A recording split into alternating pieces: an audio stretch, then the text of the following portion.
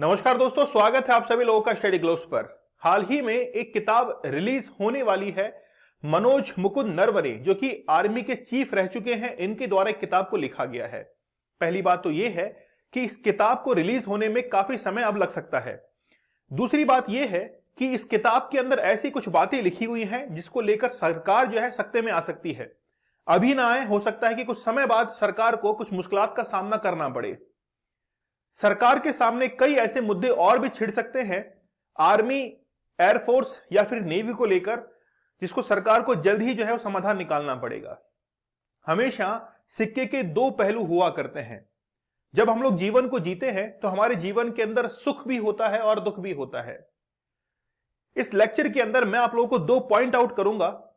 पहला, मैं आपको सुख की अनुभूति कराऊंगा। ऐसे कुछ जो क्षण है, कुछ पल है, कुछ बातें हैं जो कि आपको सुख की अनुभूति करवाएंगी।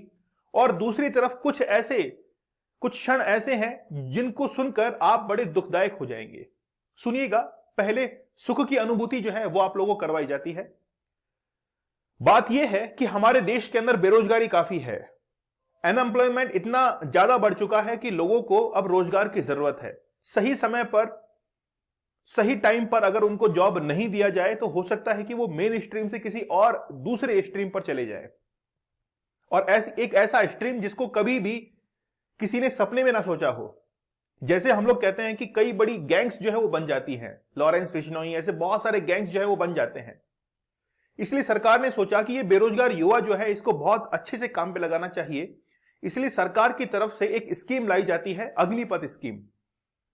इसमें कहा गया कि जितने भी युवा हैं 17.5 साल से लेकर 23 साल तक के, उनको रोजगार दिया जाएगा, और वो भी रोजगार रहेगा रेपुटेड इंस्टीट्यूट्स के अंदर, आर्मी के अंदर, एयरफोर्स के अंदर, नेवी के अंदर।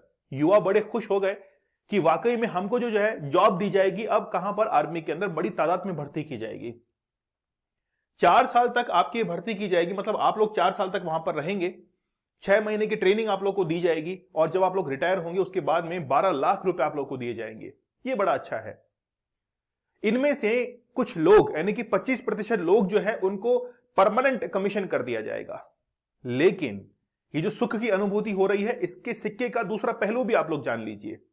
सिक्के का दूसरा पहलू क्या है? सिक्के का दूसरा पहलू यह है, जम्मू कश्मीर के अंदर हाल ही में एक सैनिक ने अपने आप को शूट आउट किया, खुद को जो है वो गोली लगाई थी, और वो अग्निपथ स्कीम के तहत ही वहां पर भर्ती हुआ था। एक एग्जांपल और है। दूसरा एग्जांपल ये है, एक महिला थी जिन्होंने अग्निवीर के तहत, अग्निपथ जो स्कीम थी उसके तहत उन्होंने ज्वाइन किया था, और आईएनएस हमला जो है वहां पर उन्होंने सुसाइड कमिट किया। तो ये बेसिकली क्या है? उस सिक्के का दूसरा पहलू है।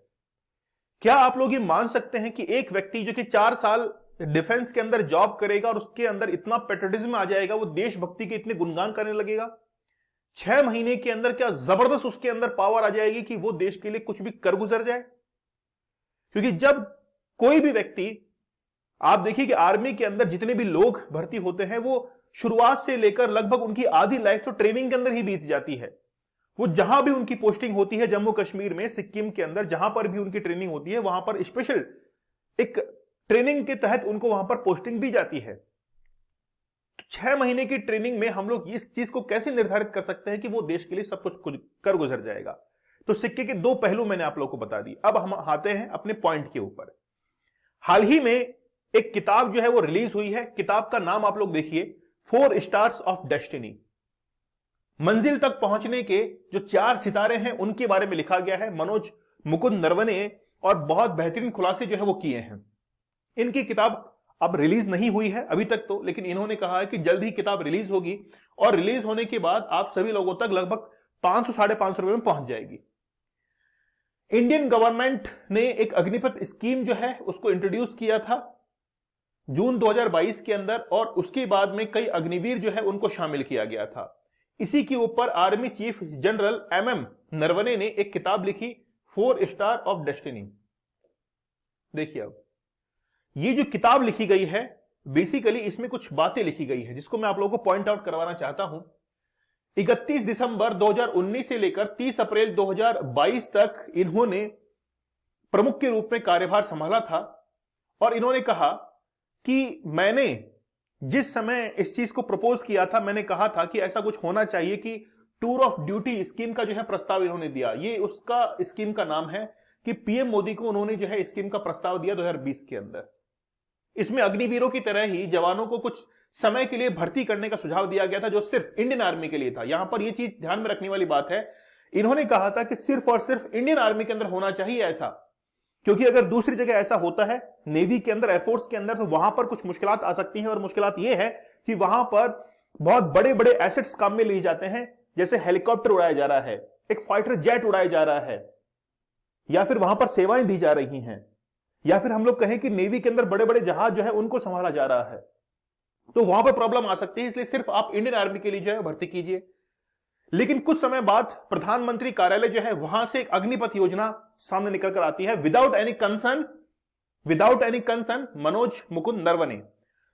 थल सेना के साथ साथ वायुसेना और नौसेना को भी इसके अंदर शामिल किया गया। इन्होंने कहा था कि सिर्फ इंडियन आर्मी को शामिल कीजिए, लेकिन इसमें वायुसेना और नौसेना को भी शामिल कर दिया गया।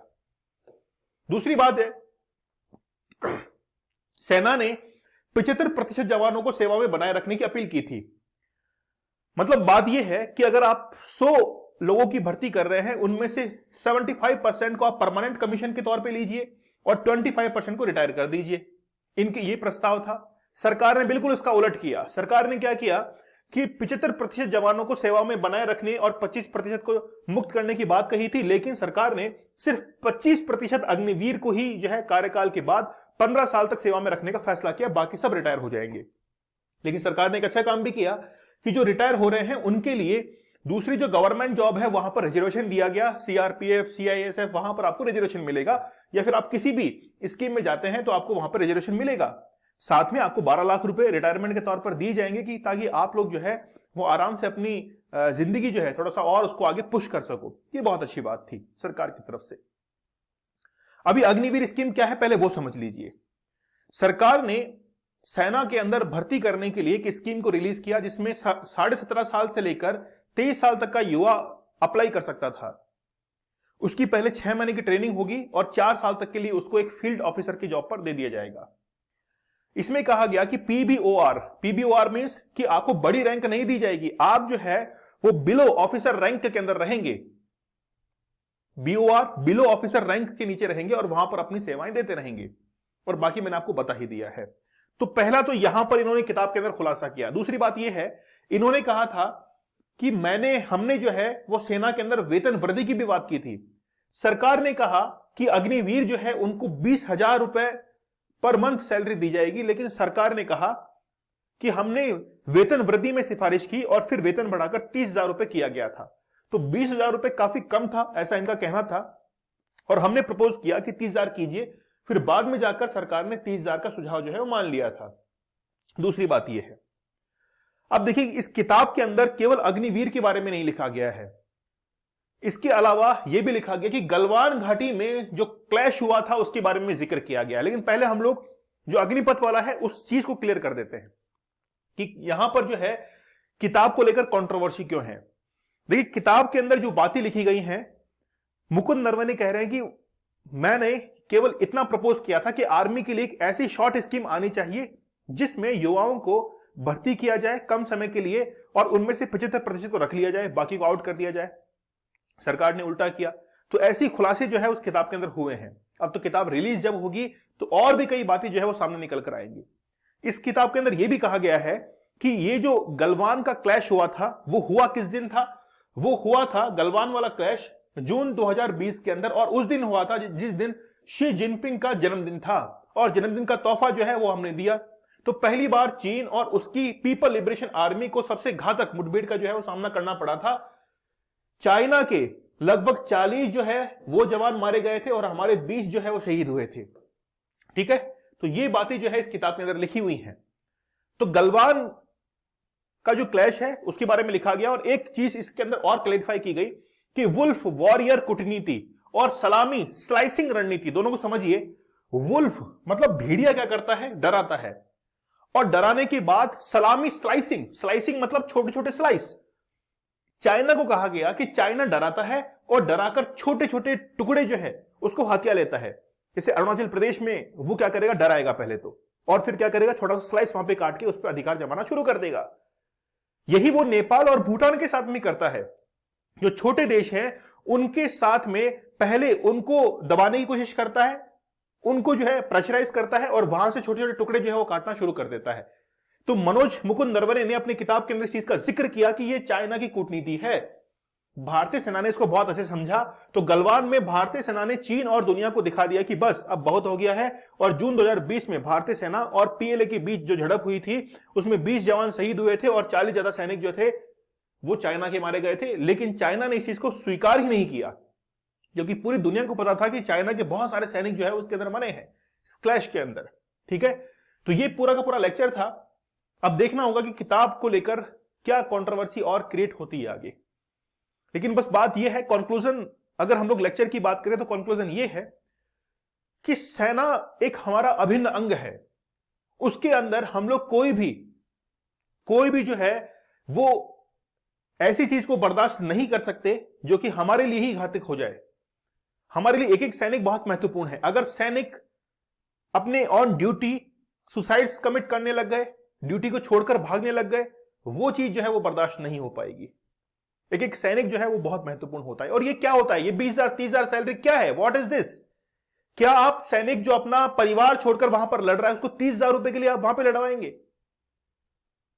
भाई उसको सैलरी दीजिए, लाख से तो कम नहीं होनी चाहिए। अगर आप इस बात का समर्थन करते तो मुझे कमेंट सेक्शन में बताइएगा। वो अपना पूरा जीवन वहां पर नौछावर कर रहा है, अपने परिवार को छोड़कर वहां पर पहुंच चुका है। क्या आप 20,000 30,000 के लिए उसको तोल रहे हैं? एमपी एमएलए इनकी सैलरी देखिए आप लोग, लाखों में सैलरी होती है। थोड़ा अपना हिस्सा काट के दीजिए उनको, तब थोड़ा सा आप लोग को एहसास होगा। लेकिन नहीं, केवल अपनी तिजोरी जो है वो भरेंगे, सैनिकों के लिए कुछ भी नहीं। बताइएगा मुझे कमेंट सेक्शन में, आपके एक बेहतरीन कमेंट का मुझे इंतजार रहेगा। लिमिटलेस लीडरशिप कोर्स के साथ में आप लोग जुड़ सकते हैं। कोड यूज करना है लीडर, जिससे आप लोग को डिस्काउंटेड प्राइस में ये अवेलेबल हो जाएगा। और 1 दिसंबर से ये कोर्स ऑलरेडी जो है वो शुरू हो चुका है। टेलीग्राम चैनल है दीपक इंदौरा ऑफिशियल, इसके साथ में आप लोग मुझसे जुड़ सकते हैं। लेक्चर की पीडीएफ आप लोग को अवेलेबल करवा दी जाएगी। चलिए मिलते हैं आप लोगों से अगले सेशन में, तब तक के लिए धन्यवाद, थैंक यू, जय हिंद।